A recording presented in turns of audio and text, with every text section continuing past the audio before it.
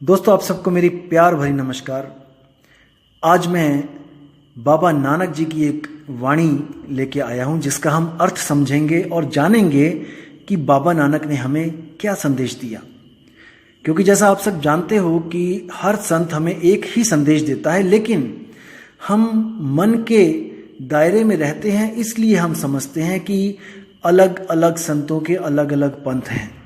जैसे सिख बाबा नानक को फॉलो कर रहे हैं, रविदासीय जो हैं वो रविदास जी को फॉलो कर रहे हैं, और भी जो पंथ हैं वो किसी और गुरु को फॉलो कर रहे हैं, और अलग अलग पंथों में अलग अलग समूहों में हम बट गए हैं केवल मन के कारण।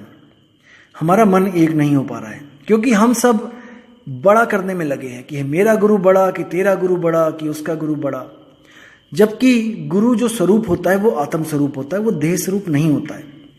जो गुरु आत्म स्वरूप है उसमें आप कैसे जजमेंट करोगे कि कौन बड़ा कौन छोटा। जैसे पानी ग्लास में हो, चाहे घड़े में हो, चाहे जग में हो, चाहे कटोरी में हो, पानी में आप कैसे उसको अलग कर सकते हो। पानी में तो फॉर्मूला है पानी का H2O, 2 मॉलिक्यूल हाइड्रोजन के और 1 ऑक्सीजन का। आप उसको कभी भी अलग नहीं कर सकते। आप किसी भी बर्तन में देखोगे आपको वही H2O हाइड्रोजन ऑक्सीजन के मॉलिक्यूल बॉन्ड में मिलेंगे। तो आपने मन के आधार पर सबको अलग अलग कर लिया है कि ये थोड़ा बड़ा है, ये थोड़ा छोटा है। हाँ, लेकिन मैं ये बात जरूर करूंगा कि गुरु और शिष्य का ये तो भेद हमेशा ही रहेगा, क्योंकि गुरु कभी शिष्य नहीं बन सकता, शिष्य कभी गुरु नहीं बन सकता। लेकिन एक समय ऐसा आता है जब शिष्य भी गुरु बन जाता है। जैसे वाणी में आता है कि आपे गुरु आपे चेला, यानी कि वो स्वयं ही गुरु था और स्वयं ही वो चेला बन गया। मतलब कि जब हम आत्म स्वरूप से देखेंगे तो आपे गुरु आपे चेला उस आत्मा के लिए बोला जा रहा है कि वो आत्मदेव आपे गुरु, यानी कि वो गुरु में भी आत्मदेव बोल रहा है और आपे चेला चेले में भी आत्मदेव बोल रहा है। आत्मा ही आत्मा का गुरु और आत्मा ही आत्मा का चेला हुआ पड़ा है। तो इस वाणी को इसलिए बोला जाता है कि आपे गुरु आपे चेला। तो दोस्तों, आज हम गुरु ग्रंथ साहब के जो पृष्ठ नंबर 1153 पे जो वाणी है बाबा नानक जी की, उस पर हम आज विचार करेंगे कि बाबा नानक ने हमें क्या संदेश दिया, कहाँ पे परमात्मा ढूंढने का संदेश दिया। आपको बता दूं मैं कि आजकल कई स्वयंभू आत्मज्ञानी ये सिद्ध करने की कोशिश करते हैं कि कबीर जी, नानक जी और ये जितने भी संत हुए हैं इनको परम ज्ञान नहीं था। ये भी कहीं भटक रहे हैं, किसी सतलोक, कोई सचखंड, पता नहीं कौन कौन से लोक और कौन कौन से नाम इन्होंने बना लिए हैं आजकल। तो ये समझते हैं कि जो आत्मज्ञान इनके पास है वो किसी और के पास, किसी संत के पास है ही नहीं। तो देखिए बाबा नानक की जो वाणी है इसकी पहली लाइन क्या बोलती है, आत्म मही राम, राम मही आत्म, चीनस गुरु बिचारा। अब देखिए क्या बोल रही है वाणी कि आत्म मही राम, कि मेरी आत्मा में ही राम यानी परमात्मा बसा हुआ है। कि अगर कुछ पूजने योग्य है इस दुनिया में तो वो आत्मा ही है, क्योंकि आत्मा में ही मेरा राम बसा हुआ है।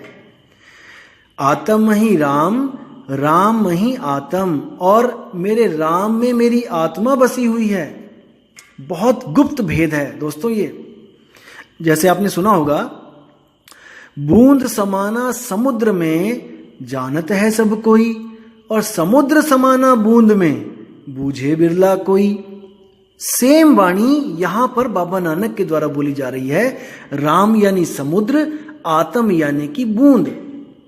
आत्म मही राम, राम मही आत्म, चीनस गुरु बिचारा। कि मैंने अपनी आत्मा में ही राम को पा लिया है। और कैसे पाया, चीनस गुरु बिचारा। अपने गुरु के जो विचार हैं, अपने गुरु का जो ज्ञान है, अपने गुरु का जो विवेक है, उसके द्वारा मैंने अपनी आत्मा में जो राम बसता है उसको छीन लिया। कितना स्पष्ट है, कहां पर है यहां पे कि वो किसी लोक की बात कर रहे हैं। उन्होंने स्पष्ट बोला है कि आत्म मही राम, राम मही आत्म। बात ही खत्म कर दी है। तो सोच समझ के बोला करो। जो भी कोई इन संतों के खिलाफ बोलता है, प्लीज सोच समझ के, वाणियों पर विचार करके, विवेक लगा के तब अपने इस मुख से कुछ निकाला करो। अब आगे देखिए कितनी सुंदर पंक्ति लिखी है। अमृत बाणी शब्द पछाणी, दुख काटे हौ मारा। देखिए कितना सुंदर शब्द है कि अमृत बाणी। अमृत बाणी का मतलब वो है जिसको सुनकर मैं अमर हो गया। अब ऐसी कौन सी बाणी है जिसको सुनकर आप अमर हो जाओगे? क्या वो बाणी है जो गुरुद्वारों में चल रही है, या फिर कोई मंदिरों में चल रही है, या किसी नमाज में चल रही है? नहीं, क्योंकि ये जितने भी मंदिर मस्जिद गुरुद्वारों में चल रही है, ये 52 अक्षरों वाली बाणी है, ये बोलने वाली बाणी है, लिखने वाली बाणी है, पढ़ने वाली बाणी है। इसको पढ़ के आप अमर नहीं हो सकते। जिस बाणी की बाबा नानक बात कर रहे हैं वो अमृत वाणी है, वो स्वयंभू है, वो स्वयं से प्रकट होती है, वो स्वयं से ही अस्तित्व में है। उसको कोई लिख या उसको कोई मिटा नहीं सकता। समझो इस बात को। अमृत बाणी शब्द पछाणी, यानी कि मैंने उस वाणी को अनुभव किया जिसके द्वारा मैं अमर हो गया। कैसे अनुभव किया? शब्द पछाणी, गुरु के शब्द को जब मैंने परखा और उसका मैंने जब सिमरण किया, तब मैंने उस अमृत वाणी को अनुभव किया, जो वाणी जुग जुगांतर से बजती आ रही है। एक पल के लिए भी वो रुकी नहीं है। जो आदि सच है, जुगाद सच है भी सच, और नानक होसी भी सच है। उस वाणी को मैंने गुरु के द्वारा जब शब्द दिया गया, जो शब्द लिखने बोलने पढ़ने में नहीं आता, तब मैंने जब उसका सिमरण किया। सिमरण का मतलब ये नहीं कि मैंने उसको जपा। सिमरण का मतलब क्या होता है? सिमरण अक्षर आया है संस्कृत भाषा से, जिसको हम कहते हैं स्मरण। स्मरण ही सिमरण बन के आया पंजाबी भाषा में। स्मरण का मतलब होता है किसी को याद करना, ना कि किसी का नाम जपना। जैसे हम कहते हैं कि अपने अपने गुरु को स्मरण करो। जब हम कहते हैं गुरु को स्मरण करो, तो हम गुरु की मूर्त को ध्याते हैं। ध्याना यानी कि ध्यान करना, सिमरण करना, स्मरण करना, याद करना। लेकिन कई संतों ने सिमरण को क्या बना दिया? मंत्र बना दिया कि किसी मंत्र का सिमरण करना है। सिमरण यानी जपना है उसको। बिल्कुल नहीं। श्वासों की माला पे सिमरू में पी का नाम, यानी कि मैं हर श्वास में उसको याद करूं। लेकिन अनाड़ी संतों ने श्वासों की माला पे जपवा दिया। नहीं, बाबा नानक कहते राम राम करता जग फिरे, राम ना पाया जाए। यानी जितना भी राम राम कर लो, कितना भी राम राम कर लो, वो राम ऐसे नहीं मिलेगा, बिल्कुल नहीं मिलेगा, जब तक आपको कोई आत्मज्ञानी गुरु नहीं मिला। राम राम करके आप भटकोगे ही। आज देख लो दुनिया भटक रही है, कौन कौन से तीर्थ स्थानों पे जाती है जयकारे लगाते हुए, लेकिन उनको ये नहीं पता कि जिसको तुम ढूंढना चाहते हो, जिसको तुम पाना चाहते हो, वो तुम्हारे पास ही है। वो कहीं पहाड़ों पे नहीं है पड़ा हुआ जो तुम वहां पे ढूंढने जाते हो। तो साहिब क्या बोल रहे हैं? जल में मीन प्यासी, मुह देखत आवे हासी, आत्म ज्ञान बिना नर भटके, कभी मथुरा कभी काशी। साहिब कह रहे हैं हंसी आती है जब समुद्र में मछली पानी को ही ढूंढने के लिए इधर से उधर भटकती है। 24 घंटे पानी में रहती है, लेकिन फिर भी एक घूंट पानी नहीं पी सकती, क्योंकि जितनी बार भी वो पानी पीने के लिए अपना मुंह खोलती है, तो उसके गलफड़े जो गिल्स होते हैं उसमें से पानी बाहर निकल आता है। जितनी बार भी वो मुंह खोलती है, पानी पेट में जाने की बजाय गलफड़ों में से बाहर आ जाता है। तो पूरा दिन यही प्रोसेस चलता रहता है, और उसको जब प्यास लगती है तो वो पानी की एक घूंट भी नहीं पी पाती है। फिर क्या होता है? फिर वो तरसती है, तड़पती है और पानी के लिए भटकने लग जाती है। अब भटक भी पानी में ही रही है और ढूंढ भी पानी ही रही है और रहती भी पानी में ही है। कितनी दुविधा है।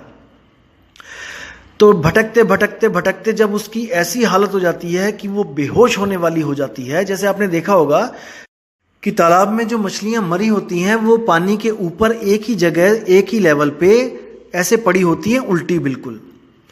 तो बेहोश हो चाहे मरे, मछली हमेशा उल्टी हो जाती है। तो जब बेहोशी वाली हालत उसकी होने वाली होती है, बेहोश जस्ट होने ही वाली होती है, तो वो मछली उल्टी हो जाती है। और जैसी वो मछली उल्टी होती है तब उसके मुंह में जो पानी आता है वो सीधे उसके पेट में जाता है। उसके पेट में जैसे ही जाता है वो फिर चेतन हो जाती है, फिर उसको होश आता है और वो फिर ढूंढने लग जाती है कि ये पानी आखिर कहाँ से मुझे प्राप्ति हुई पानी की। कहने का मतलब एक जुगती के द्वारा उसको पानी प्राप्त होता है। वो जुगती क्या है? उलटने के कारण। इसी तरह कबीर साहब ने मछली को सूरत कह के बताया यहां पर कि जो सूरत है वो उलट नहीं रही है। किसी गुरु के द्वारा, भेदी गुरु के द्वारा सूरत को उलटने का भेद प्राप्त हो जाए तो ये सूरत वापस उसी शब्द में उलट जाएगी जहां से ये जुदा हुई थी। इसलिए साहिब बाणी में बोलते हैं, उलट समानी आप में प्रगटी ज्योति अनंत, और साहिब सेवक एक संग खेलें सदा वसंत। मतलब कि अगर आपने ऐसा गुरु धारण कर लिया जो आपकी सूरत को उलट दे तो समझ लो कि आप इस दुनिया से हमेशा के लिए मुक्त हो गए। जैसे आप अपने घर को छोड़कर किसी मेले की तरफ जाते हो तो आपका मुंह मेले की तरफ होता है और पीठ घर की तरफ होती है। अब आपको मेला इतना अच्छा लगा, इतना सुंदर लगा कि आप अपने घर की तरफ मुंह नहीं कर रहे हो। अब आपको एक ऐसा गुरु चाहिए जो आपके मुंह को आपके घर की तरफ मोड़ दे और आपको कहे कि भाई तू सीधा चला जा। और जब आप सीधे वहां से जाओगे अपने घर की तरफ मुंह करके तो आपको वहां पर आगे घर मिलेगा और आप हमेशा के लिए उस मेले से आपको छुटकारा मिल जाएगा। मेला क्या है? ये दुनिया। और घर क्या है? वो शब्द। और हम कौन है? वो सूरत। सूरत शब्द से निकली और इस संसार में फंस गई। अब इस संसार से निकले और उस शब्द में वापस जाए तभी बात बनेगी। तो साहिब कहते हैं, सूरत फंसी संसार में तासे पर गयो दूर, और सूरत बांध स्थिर करो आठों पहर हुजूर। उस शब्द में हमने स्थिर करना है, वो शब्द हमें वापस अपने पास खींच लेगा। याद रखना दोस्तों, ये जब शब्द है सार शब्द, ये खींचता है, इसके पास खींचने की शक्ति है। बाबा नानक ने भी एक जगह बोला, तोरी न टूटे छोरी न छूटे, ऐसी माधो खींच तनी, मऊ लालन स्यों प्रीत बनी। और साहिब ने भी बोला, लोह चुंबक की प्रीत ज्यों लोह को लेती उठाए, ऐसा शब्द कबीर का और काल से लेत छुड़ाए। तो साहिब का जो शब्द है वो खींचता है, और जब वो खींचता है तो आपको कोई भी रोक नहीं सकता। आगे नानक साहब कहते हैं, नानक हऊ में रोग बुरे, जह देखा तह एका वेदन, आपे खसमे शब्द तुरे। मतलब कि मैं जहां पर भी देखता हूं हर जगह ईगो, अहंकार ही अहंकार दिखता है। कोई गुरु इस वक्त सत्य और असत्य को परखना भी नहीं चाहता। क्यों? क्योंकि हजारों की भीड़ उनके पीछे लगी है। अगर आज वो परख कर अपने रास्ते को सही करेंगे तो उनको लोक लाज आती है कि लोग कहेंगे कि गुरुजी आज तक आपको सत्य और असत्य का ही पता नहीं था, इतने चेले बना लिए, अभी तक आपने परख ही नहीं करी थी कि रास्ता सही है कि गलत है। तो इसलिए वो लोग इस लोक लाज के मारे खुद तो 84 में जाएंगे और आप लोग को भी 84 में लेके चले जाएंगे। इसलिए नानक जी कह रहे हैं कि हर जगह जहां देखता हूं वहां पे हौमे का रोग लगा है, अहंकार का रोग लगा है। जहां देखा तहां एका बेदन, जहां भी देख रहा हूं मैं एक ही दर्द है, सबको एक ही बीमारी लगी हुई है। आपे बख्शे शब्द तुर है, यानी वो परमपिता परमात्मा स्वयं आकर बख्शता है अपना शब्द, जिसको शब्द तुरै बोला है। यानी कि वो शब्द जो धुर से ही है, जो शुरू से ही है, जो कभी खत्म नहीं होता। बस वही शब्द को ढूंढना हमारी जिंदगी का मकसद है। अगर हमें इंसान जन्म मिला है केवल इसलिए कि उस शब्द को प्राप्त करना है। वरना ये मकान, दुकान, ये घर, ये बार, ये संपत्ति, सारी उम्र इकट्ठी कर लेना, एक क्षण में आपको इससे अलग कर दिया जाएगा, जैसे दूध में से मक्खी निकाली जाती है। इतना कुछ आपके पास आपने जोड़ा है, एक पल में वो सब पराया हो जाएगा। क्योंकि आपको जिस काम के लिए जन्म मिला था, आपने उसके अलावा सब काम कर डाले हैं, केवल वही शब्द ढूंढना बाकी रह गया है।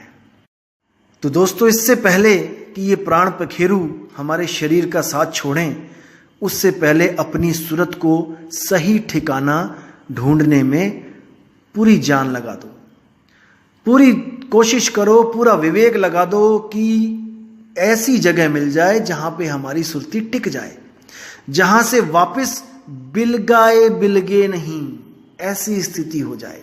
तब समझ जाना दोस्तों कि आपको मुक्त होने से कोई रोक नहीं सकता। आपको जीते जी मुक्ति मिल जाएगी। मर के मुक्ति की बातें ये सब झूठी हैं। आपको जीते जी अनुभव होगा कि आपकी सुरती सच में मुक्त हो चुकी है। अब केवल आपको शरीर त्यागने का इंतजार है। मुक्ति आपके पास है, अब केवल इंतजार है शरीर त्यागने का। तो साहिब कहते हैं, जिस मरने से जग डरे मेरे मन आनंद, मरकर ही तो पाइए पूर्ण परमानंद। यानी कि आप जीते जी उस मुक्ति को पा जाओगे, लेकिन आप फिर भी इस शरीर में कार्य करने के लिए उस सुरती को वापस भेजोगे, क्योंकि दुनियादारी के काम करने हैं तो बिना सुरती के तो होंगे नहीं। लेकिन जैसे ही ये शरीर छूटेगा, आप पूर्ण मोक्ष को प्राप्त हो जाओगे। अब सुरती को कहीं आना और जाना नहीं पड़ेगा। तो उम्मीद करता हूं दोस्तों, इस वाणी से आपको बहुत लाभ मिला होगा, आपको एक दिशा मिली होगी, एक मार्गदर्शन हुआ होगा आपका कि आखिर हमने करना क्या है, हमने कहां पर परमात्मा को ढूंढना है। तो फिर बोल रहा हूं मैं, आत्म माही राम, राम मही आत्म। इसके अलावा आपको कहीं भी ढूंढने की कोई जरूरत नहीं। संतों पे भरोसा रखो कि संत आपकी भलाई के लिए ही वाणियां लिख के गए हैं। तो दोस्तों, विराम लगाऊंगा और उम्मीद करूंगा कि आपको ये ऑडियो पसंद भी आया होगा और आप अपने चाहने वालों को ये ऑडियो शेयर भी कर सकते हैं, ताकि किसी का कल्याण हो सके, कोई खोजी आत्मा को सही रास्ता मिल सके। तो अब आप लोग से विदा चाहूंगा दोस्तों। आपका दिन बहुत बहुत मंगलमय हो और आप अपने सारे कार्यों को सफल करें। जय गुरु वैराग साहिब, जय गुरु मदन साहिब, जय जय सतगुरु सत्य कबीर साहिब की जय हो। साहिब बंदी।